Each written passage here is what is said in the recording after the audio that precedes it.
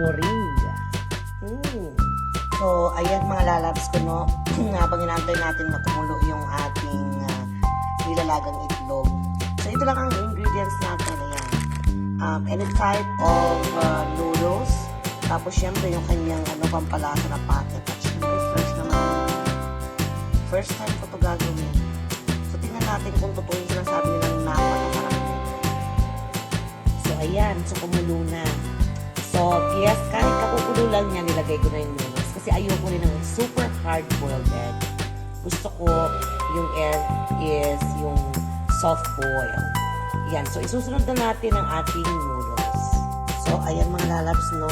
So, kumulo na ang ating noodles. Nilagyan ko rin dito ng chicken bouillon and then hot pepper powder at saka ground pepper and garlic powder.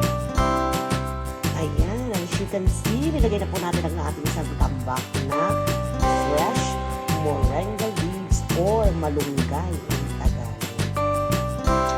So, ayan, luto na ang ating malunggay leaves. Hahanguin na natin yung itlog, papalakayin natin.